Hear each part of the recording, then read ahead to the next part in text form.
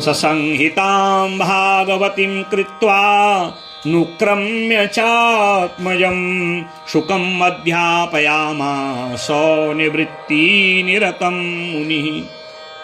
18,000 श्लोकों की परम भागवती संहिता, 12 स्कंद, 335 अध्याय, ज्ञान भक्ति वैराग्य का विस्तार, भगवान के 24 अवतार, विशेष करके कृष्ण की दिव्य अवतार लीला का उसमें वर्णन किया है। और उस भागवत को योग्य शिष्य रूपी अपने पुत्र सुखदेव को सबसे पहले सुनाया।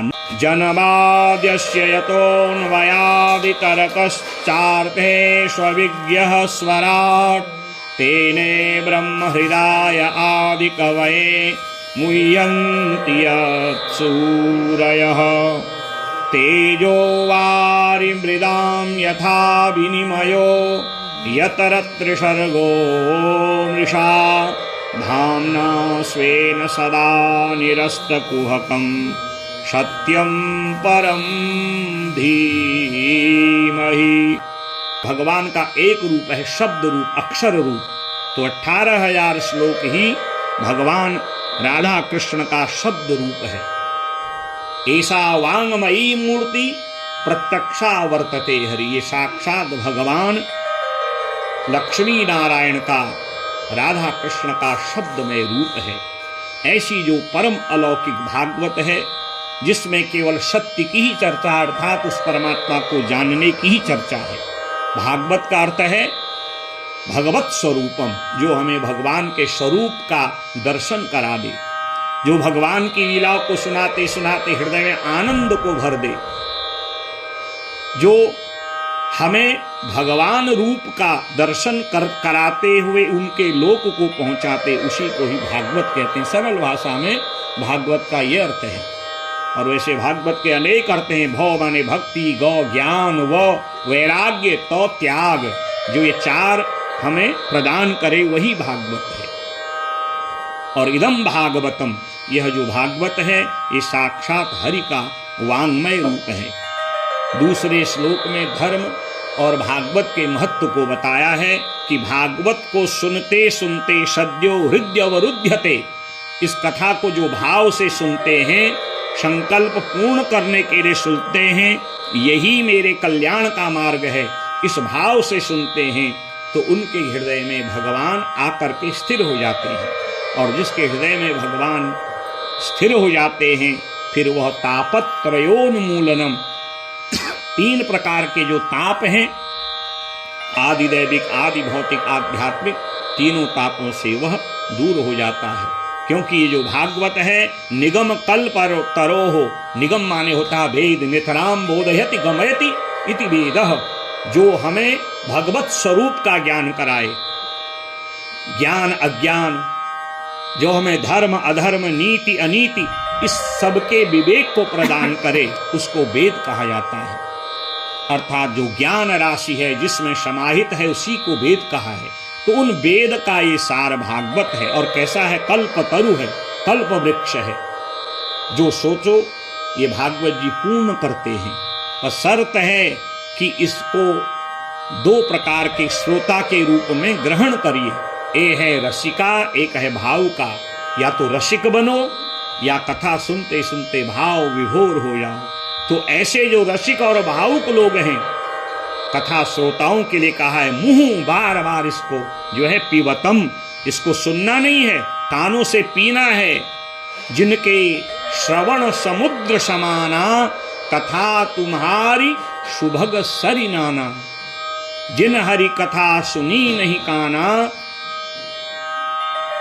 श्रवण रंध्र अहि भवन समाना। अपने कानों को संसार की चर्चा सुनने लायक मत बनाओ, भगवत कथा सुनने का अधिकारी बनाओ। दुनिया की चर्चा सुनोगे तो फिर दुनिया के बन के फिर विषयी रोगी, इस प्रकार से गलत मार्ग में चलने वाले बन जाओगे। अगर भगवत चर्चा को अधिक कानों से सुनोगे, इन कर्णपुटों को गोकर्ण जी की भांति बनाओगे, तो हृदय में समुद्र सागर में भगवान प्राकट्य हो जाएंगे, प्रकट हो जाएंगे। इसलिए मुंह बार बार पिबत भागवतम, इस भागवत को सुनो। जब अधिक से अधिक हम श्रवण करेंगे तो धीरे धीरे भगवान के सानिध्य में हम पहुंच जाएंगे, क्योंकि हम जिसकी चर्चा ज्यादा करते हैं वह एक दिन हमें मिल ही जाता है। संसार की चर्चा करते हैं तो संसार के सारे सुख साधन विषय मिल जाते हैं।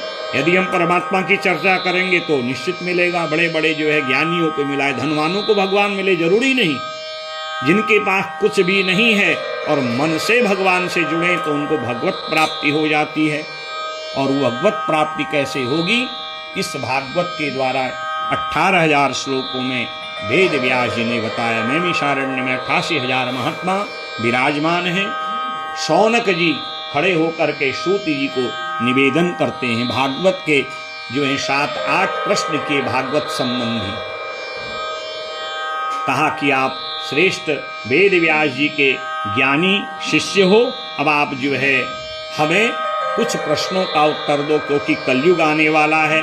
कलयुग के लोगों की कैसे सद्गति हो।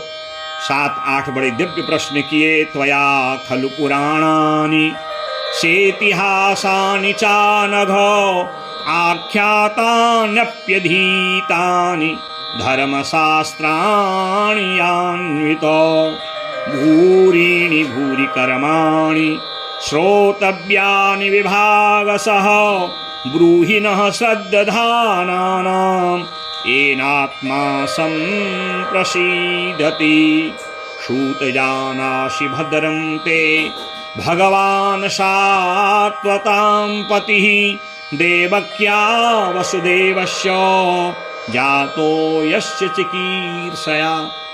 कलयुग आने वाला है, लोगों के पास इतना समय नहीं कि वो ध्यान करें, चिंतन करें, घर बार छोड़ें, क्योंकि संसार के सारे साधन तो घर में हैं। तो जिन साधनों को जोड़ने में सारा जीवन लगा दिया, क्या वो साधन ऐसे छूटेंगे? नहीं छूटेंगे। और अगर साधन नहीं छूटेंगे तो साधना कैसे होगी? पहला प्रश्न ही है कि संसार में आकुल व्याकुल वह जो जीव है उसका कैसे कल्याण हो, ये आप हमें जो है विस्तार पूर्वक बताइए। और जो है तो इस प्रकार जो है हमें आप ये बताइए कि कलयुग के जो लोग हैं उनका आत्म कल्याण कैसे हो, और आत्म कल्याण का सरल साधन क्या है, कैसे उसका मन परमात्मा में लगे, कैसे उसका मन परमात्मा में लगे, आप हमें जो है विस्तार पूर्वक बताइए। और जो जिसको हम भगवान कहते हैं, वो जो भगवान हैं जिनको निर्गुण कहा जाता है, अजन्मा कहा जाता है, नयस्य जन्म हो जाते, जिसका जन्म ही नहीं होता, तो वह परमात्मा क्यों अवतार लेता है और उसके अवतार के कारण क्या है? अलग अलग प्रश्न किए। और कितने अवतार हुए, और वही भगवान जब द्वापर में वसुदेव और देवकी के बेटा बन के आए तो उनकी क्या क्या लीला रही। कृतवान किल वीर्याणि सह रामेण केशव अतिमर्त्यानि भगवान गूढ़ कपटमानुषः। मानवीय रूप में भगवान श्री कृष्ण और बलभद्र जब देवकी वसुदेव के बेटा बन के आए तो उनकी लीलाओं का उद्देश्य क्या था, क्या क्या लीलाओं को उन्होंने किया है, आप हमें विस्तार पूर्वक बताइए। और ब्रूहि योगेश्वरे कृष्णे ब्रह्मण्ये धर्मवर्मणि स्वाम काष्ठा मधुनोपेतो धर्मम कम शरणम गतः। और भगवान जब इस संसार में 125 वर्ष तक लीला किए और जब इस धराधाम का उन्होंने त्याग किया तो धर्म कहाँ गया, कहाँ समाहित हो गया? क्योंकि जहाँ भगवान रहते हैं वहीं जो है धर्म रहता है, और भगवान के जाते ही धर्म का क्या हुआ, हमें आप विस्तार पूर्वक बताइए। ये प्रश्न किए और इसी प्रश्न के उत्तर में सूत जी ने ऋषियों को 7-8 दिन की दिव्य भागवत श्रवण करा दी और कहा कि अब मैं तुम्हें पहले संक्षेप में भगवान के अवतारों के विषय में हेतु बताता हूँ।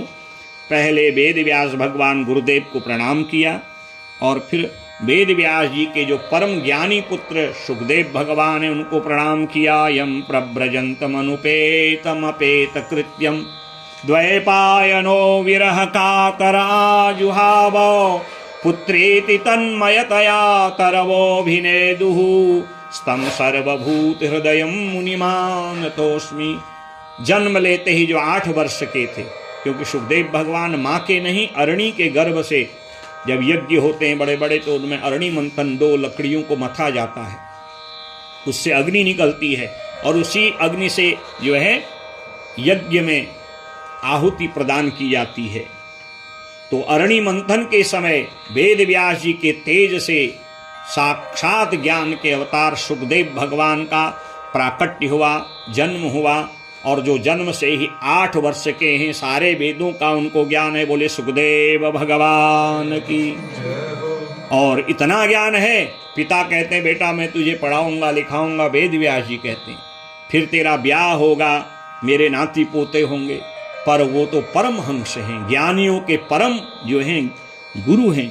जाने लगे और उनका ज्ञान कैसा है, जड़ वृक्षों को जब वो स्पर्श करते हैं वो बोलने लगते हैं।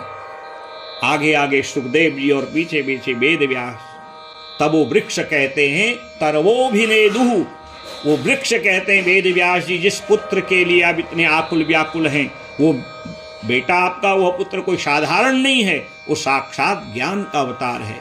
ऐसे जो परमहंस जिनका भी अपेत्य यज्ञोपवीत भी नहीं हुआ है और जन्म से ही जिनको ज्ञान है, ऐसे ज्ञानावतार परमहंस वेद व्यास जी के पुत्र सुखदेव भगवान को प्रणाम करते हैं। और उनको प्रणाम किया और नारायणं नमस्कृत्य नरं चैव नरोत्तमं देवीं सरस्वतीं व्यासं ततो जय मुदीरेत। नारायण नरोत्तम भगवान माँ सरस्वती गुरुदेव भागवत जी को प्रणाम करके संक्षेप में भगवान के अवतार बताए कि भगवान के जो हैं संसार के कल्याण हेतु अवतार होते हैं। जो भक्त जिस भावना को पुष्ट करना चाहता है, भगवान उस रूप में प्रकट होते हैं। भक्त चाहता है कि वो पुत्र रूप में आए, तो यशोदा और नंद के घर में ग्वाला बन के आ गए, और राजा दशरथ और यशोदा के घर में राजकुमार बन के आ गए। संसार के कल्याण के लिए कभी कच्छप बन जाते हैं, कभी शूकर बन जाते हैं, कभी परशुराम बन जाते हैं, कभी हयग्रीव बन जाते हैं, कभी कल्कि बन जाते हैं, कभी बुद्ध बन जाते हैं, कभी नर नारायण बन जाते हैं, कभी देवर्षि नारद बन जाते हैं, और कभी सनत कुमारों के रूप में संसार को भागवत का ज्ञान देते हैं, कभी वराह रूप में प्रकट हो जाते हैं, कभी ज्ञान देने के लिए कपिल रूप में, कभी संसार के कल्याण के लिए पृथु बन जाते हैं, कभी जैनियों के आदि गुरु रूप में ऋषभदेव बन जाते हैं। भगवान के अनेक अवतारों का वर्णन दिया। और तब सूत जी कहते हैं ऋषियों, ये जो भागवत की रचना है ना, ये नारद जी की प्रेरणा से हुई। एक बार नारद जी भजन करते करते बद्रीनाथ में गए। बोले बद्रीनाथ धाम की।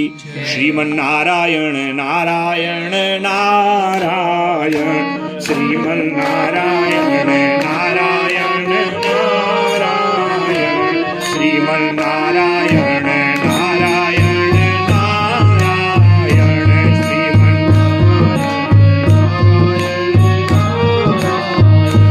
बद्रीनारायण नारायण नारायण, बद्रीनारायण नारायण, लक्ष्मी नारायण नारायण नारायण, लक्ष्मी नारायण, श्रीमन्नारायण नारायण नारायण, नारायण नारायण, भजमन्नारायण नारायण नारायण, भजमन्नारायण नारायण। बोले लक्ष्मी नारायण भगवान की। भजन करते हुए जब पहुंचे तो उस समय जो है सनत कुमार जिस स्थान पर तप कर रहे थे, कल आपने कथा सुनी, तो उसी बद्रीनाथ से थोड़ा आगे जाके, जिसको हम माणा गांव कहते हैं, जहाँ पर वेद व्यास भगवान की तपोस्थली, जिसको व्यास गुफा कहा गया है, और उस आश्रम का नाम है सम्याप्रास। और वहीं से भगवती सरस्वती भागीरथी गंगा का उद्गम स्थान है। ध्यान लगाने का प्रयत्न कर रहे थे वेद व्यास जी, पर मन में व्यग्रता हो गई, चंचलता हो गई, खिन्नता हो गई, अशांत मन हो गया। और नारद जी भजन करते हुए पहुंचे और उनको प्रणाम किया और प्रणाम करके कहा कि आप जैसे पुराणों की रचना करने वाले, वेदों का सार लिखने वाले वेद व्यास जी के मन में इतनी आकुलता व्याकुलता। पाराशर्य महाभाग भवतः चिदात्मना परितुष्यति शारीर आत्मा मानस एव वा। बड़ी दिव्य बात वहाँ पर नारद जी का और वेद व्यास जी का संवाद हुआ। अशांत खिन्न मन आज जब नारद जी ने वेद व्यास जी का देखा, कहा कि आप जैसे ज्ञानियों को, आत्मा रामों को इतनी खिन्नता मन में। तब वेद व्यास भगवान कहते हैं कि हे नारद जी, मैंने 17 पुराण लिख दिए, महाभारत की रचना कर दी, महाभाष्य की रचना करी, पर आज भी मुझे संतोष नहीं है, मुझे आनंद की वो पूर्ण अनुभूति नहीं है। अब आप बताइए मैं क्या करूं? कहते हैं आपके जो आनंद के कारण को यदि आपने प्राप्त करना है तो मैं आपको उपाय बताता हूं। जो उपाय मेरे पिता ने, ब्रह्मा जी ने मुझे बताया, आप मेरे बताए हुए भागवत का विस्तार करिए। अर्थात जो भागवत भगवान नारायण ने 4 श्लोक के रूप में, आगे द्वितीय स्कंद के 9वें अध्याय में वो चतुश्लोकी भागवत श्रवण करेंगे आप लोग। मैं तुम्हें वो 4 श्लोक प्रदान करता हूं जो नारायण ने ब्रह्मा को, और ब्रह्मा मेरे पिता को जब प्राप्त हुए तो ब्रह्मा जी मेरे पिता ने मुझे उन 4 श्लोकों को दिया। और आपकी बुद्धि तो विस्तार की है। व्यास का मतलब वेद विस्तार करणाद व्यास नामा भवन मुनि, जो एक छोटे से वाक्य की, एक शब्द की लंबी व्याख्या कर दी, उसी को व्यास कहा जाता है। तो आप में तो सामर्थ्य है, सरस्वती की कृपा है। और क्योंकि इस भागवत के द्वारा मैंने भी अपना आत्मकल्याण किया और पूर्व जन्म की कथा बताई। मैं पूर्व जन्म में एक दासी का बेटा था, 5 साल का था, पिता की मृत्यु हो गई। मेरी माँ ब्राह्मणों के घर में जाकर सेवा भाव किया करती, जो रूखा सूखा मिल जावे स्वयं भी खाती, मेरा भी पेट पालती थी। एक दिन उस ब्राह्मण के घर में 4 महात्मा आए और 4 माह तक मेरी माँ भी उनकी सेवा में लग गई। मैं छोटा सा बालक था और मैं भी संतों की सेवा करता था। अब आजकल इस चीज़ का अभाव है। कोई बाबा आ जाए, कोई दाढ़ी वाले पंडित जी आ जाएं, बच्चों को लोग पकड़ के कहते देखो ये बाबा तुमको उठा के ले जाएगा। पंडित जी जरा डराइए, बताइए, डराने के लिए बाबा और पंडित जी थोड़ी हमारा। बच्चों को सत्संग में ले जाइए। और भागवत में तो लिखा है कभी भी सत्संग करने जाओ तो परिवार के साथ जाओ, क्योंकि वहाँ पत्नी के लिए भी वो बात है, पति के लिए भी है, सब लोगों के लिए सारी समस्याओं का निदान है। आज हम लोगों के पास सारे वैभव हैं, सारे सुख साधन हैं, फिर भी हम परेशान हैं। क्यों महाराज? क्योंकि साधन तो बहुत हैं, साधना न होने के कारण, सत्संग न होने के कारण, और क्या करना है क्या न करना है इसके विवेक न होने के कारण हम लोग आकुल व्याकुल हैं। और पहले लोगों के पास बहुत कम होता था पर मन बड़ा शांत होता। कितना बड़ा परिवार होता था, एक एक व्यक्ति के 3-3, 4-4, 5-5, 6 बच्चे होते थे। हमारा रूखा सूखा खा के भी आनंद होता था। आज 1 या 2 बच्चा किसी का है महाराज, बस वो परेशान है। कारण साधन तो है, साधना और सत्संग के अभाव में हम लोग आकुल व्याकुल हैं। इसलिए जीवन में प्रयास करिए। लोग जाते ना वीकेंड में घूमने जाते हैं, साल में घूमने जाते हैं, तो जाइए घूमने, पर साल में, महीने में 2, 4, 6 दिन आश्रमों में जाइए। आश्रमों की दिनचर्या कैसी है, वहाँ के नियम क्या हैं, संत महात्मा विद्वानों के पास जाइए तो आपकी सारी आकुलता व्याकुलता शांत हो जाएगा। जीवन कैसे जिया जाता है ये आपको सत्संग के द्वारा पता चलता है। पैसे कमाने के तो बहुत मार्ग हैं, पर जीवन को जीने का मार्ग क्या है धन को हम कैसे सत्मार्ग में लगाएं, ये तो आपको सत्संग से ही पता चलेगा। और जब सत्संग करेंगे तो आनंद की अपने आप अनुभूति होगी। इसलिए जब भी कथा सुनने जाओ, सत्संग में जाओ, प्रयास करो कि परिवार सहित जाओ, क्योंकि वहाँ सबके लिए जो है सभी समस्याओं की बातें हैं कि वो समस्याओं का निदान कैसे हो, सबके हित की बातें सत्संग में होती हैं। आज स्वयं जो है नारद जी कहते हैं, मैंने भी इन ब्राह्मण देवता के घर में संतों की सेवा करी और मैं इतना आनंदित हुआ जब चातुर्मासा समाप्त हुआ, जब वो संत जाने लगे, मैंने चरण पकड़ लिए और मेरी माँ मेरे हाथ को खींचती है, कहीं मेरा बेटा बाबा न बन जाए। महात्माओं ने मुझ पर कृपा करके मुझे भागवत का मूल मंत्र दिया, नमो तुभ्यम नमो भगवते तुभ्यम वासुदेवाय धीमहि प्रद्युम्नाय निरुद्धाय नमः संकर्षणाय च। ओम नमो भगवते वासुदेवाय, इसी श्लोक से जो है भागवत जी का ये परम जो है मंत्र निकला हुआ है। ओम नमो भगवते वासुदेवाय, ये द्वादशाक्षर मंत्र को तब तक जपना बेटा जब तक भगवान प्रत्यक्ष रूप में दर्शन न दें। और छोटे बच्चों की मन में बात जो है जल्दी आ जाती है। और महाराज उसी दिन से नारद जी कहते हैं, मैं 5 वर्ष का था, एवं पंचाहन बालः, मैं 5 वर्ष का था और मैंने इस मंत्र को जपना आरंभ किया। और जब भी माला लेके जपता था माँ घबरा जाती थी और मुझे ज्यादा भजन नहीं करने देती थी, पर मेरा मन सत्संग और उस द्वादशाक्षर मंत्र के कारण भगवान में समर्पित हो चुका था। और मानो एक दिन भगवान ने मेरे संकल्प को पूर्ण करने के लिए एक जो है लीला कर दी। मेरी माँ गाय दुहने गई और एक काला सर्प बिल से निकला। माँ बूढ़ी थी, दिखाई नहीं दिया और सर्प पे पांव पड़ा। एकदा निर्गताम गेहात् दुहंतिम निशिगाम पथि सर्पो दशत्पथा स्पृष्टः कृपणाम कालचोदितः। मानो काल रूप में आकर के वो सर्प माँ को डस दिया, माँ के प्राण निकले। माँ का अंत्येष्टि कर्म जो विधान है वो पूर्ण किया। अब मेरा कौन था, आई मौज फकीर की दिया झोपड़ा फूक। माँ ही मेरे भक्ति में बंधन थी तो मैंने घर छोड़ दिया और जहाँ भी सत्संग होता वहाँ जाता, भगवान के नाम की चर्चा करता, द्वादशाक्षर मंत्र को जपता। और जपते जपते जब वृद्धावस्था आ गई, प्राण कंठ में आने को तैयार हैं, मेरे को अपने गुरुजी लोगों का दिया हुआ मंत्र याद आया कि उन्होंने कहा था कि तुम्हें निश्चित भगवान का दर्शन होगा।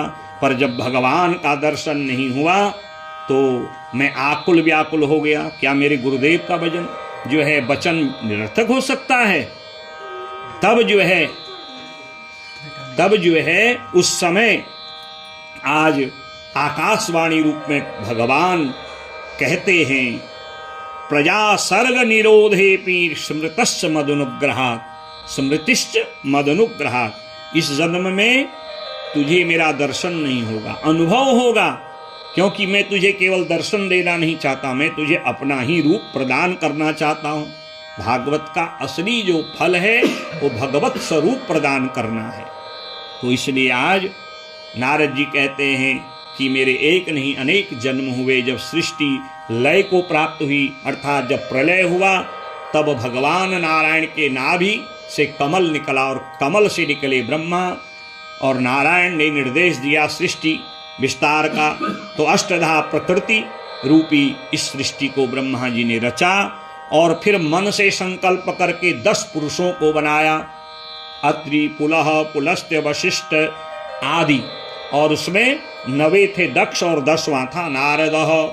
और मुझे देवदत्त नाम की वीणा प्रदान करी। देवदत्त इमाम वीणाम स्वरस ब्रह्म विभूषितां मूर्छित्वा हरिकथां गायमानश्चराम्यहम्। जो 7 स्वर हैं जिनको हम सारे गामा आदि कहते हैं, ये षडज, ऋषभ, गांधार, मध्यम, पंचम, धैवत और निषादिन स्वरों के नाम हैं। इन स्वरों के द्वारा मैं नित्य भजन करके जहाँ भी भगवान की कथा होता था, कभी कभी तो भजन करते करते भाव विभोर होके मूर्छित हो जाता था। और भगवान मानो आज मुझको अपना स्वरूप प्रदान कर दिए। और ये जो भगवान का तीसरा अवतार है वो नारद अवतार है। जो कथा नर से नारायण रूप प्रदान कर दे उसी को भागवत कहा जाता। बोले नारद जी भगवान की। इस कथा ने मुझे जो है इतना बदला कि मैं नर से नारद नारायण बन गया। नारद जी भगवान के तीसरे अवतार हैं। तो आप भी जो है मेरे बताए हुए इस 4 श्लोकों का विस्तार करिए और मन परमात्मा को अर्पण करिए। नारद जी वो 4 श्लोक चतुश्लोकी भागवत का ज्ञान वेद व्यास जी को प्रदान किए और नारायण नारायण कहते हुए निकल गए। तस्मिन् स्वाश्रमे व्यासो बदरी संडमंडिते आसीनोपस्पृश्य प्रणिदद्यो मनः स्वयं।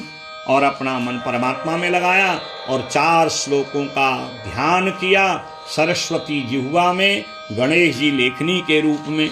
कभी आप वहाँ जाइए, आज भी वहाँ महाभारत जो है वो चट्टान के रूप में, भागवत जी चट्टान के रूप में परिणित हो चुके हैं। माणा गांव सम्माप्रास वेद व्यास जी के आश्रम में, जहाँ से भागीरथी गंगा प्रकट होती है। अपना मन परमात्मा में लगाया और 4 श्लोकों का विस्तार 18,000 श्लोक की भागवत के रूप में कर दिया। बोले भागवत भगवान की। ससंहितां भागवतीं कृत्वा नुक्रम्य चात्मजं शुकम् अध्यापयामास निवृत्ति निरतं मुनिः। 18,000 श्लोकों की परम भागवती संहिता, 12 स्कंद, 335 अध्याय, ज्ञान भक्ति वैराग्य का विस्तार, भगवान के 24 अवतार, विशेष करके कृष्ण की जो है दिव्य अवतार लीला का उसमें वर्णन किया है। और उस भागवत को योग्य शिष्य रूपी अपने पुत्र सुखदेव को सबसे पहले सुनाया। अनुक्रम्य चात्मजम, अपने आत्मज शुकम अध्यापयामास। अब आज तो कोई भी गुरु किसी को भी बना ले, दक्षिणा मोटी है तो मोटा गुरु भी मिल जाता है। पहले गुरु ऐसे दीक्षा नहीं देता था, देखता था कि मेरा शिष्य इस योग्य है नहीं, तब वह उसको ज्ञान की दीक्षा देता था। वैसे ही आज दीक्षा देने वाले हैं, वैसे ही दीक्षा लेने वाले हैं। बढ़िया चकाचक गेटअप वाला गुरुजी देखा तो चेला गुरु बदलने में देरी नहीं करता है। कई बार लोग हमसे भी कहते हैं, क्योंकि 33-34 वर्ष इस कथा यात्रा में हो गए हैं कि गुरुजी हमें थोड़ा दीक्षा दे दिए। भैया आज तक क्या जीवन में कोई गुरु नहीं बनाया? नहीं महाराज, बनाए तो सही, पर आपको भी बनाना है। तो ये पकड़ने छोड़ने की परंपरा से ज्ञान प्राप्त नहीं होता। गुरु महाराज जैसे भी हैं वो आपके कल्याण के लिए आपको जो मंत्र देते हैं, मंत्र जाप मम दृढ़ विश्वासा, गुरु के दिए हुए मंत्र से ही मेरा कल्याण होगा, इस भाव से जो मंत्र जपते हैं उनका कल्याण होता है। योग्य शिष्य को ही गुरु को ज्ञान देना चाहिए। देखा कि मेरे अनेक शिष्य हैं पर सुखदेव जैसा ज्ञानी शिष्य नहीं है, तो इसलिए शुकम अध्यापयामास, उस 18,000 श्लोकों की जो भागवती संहिता है सुखदेव जी को सुनाया। और तब ऋषियों ने प्रश्न किया कि जिस भागवती संहिता को सुखदेव जी ने सुना तो वो तो आत्माराम है, उनको किसी की आवश्यकता कहाँ है? और उनको वरदान है गाय दुहने के समय से अधिक एक स्थान पर वो रुकते नहीं थे। गाय को दुहने में कितना समय लगेगा? 10-20 मिनट। तो वो सुखदेव भगवान राजा परीक्षित को कैसे भागवत सुनाए, और जो एक स्थान पर गोदोहन बेला तक ही रुकते हैं वो 7 दिन तक कैसे एक स्थान पर रुके? कौन थे राजा परीक्षित? ये सारा संवाद हम सुनना चाहते हैं। सवैन वृत्ति निरतः सर्वत्रोपेक्षको मुनिः कश्य वा बृहति वेतम आत्मा राम समभ्यसत्।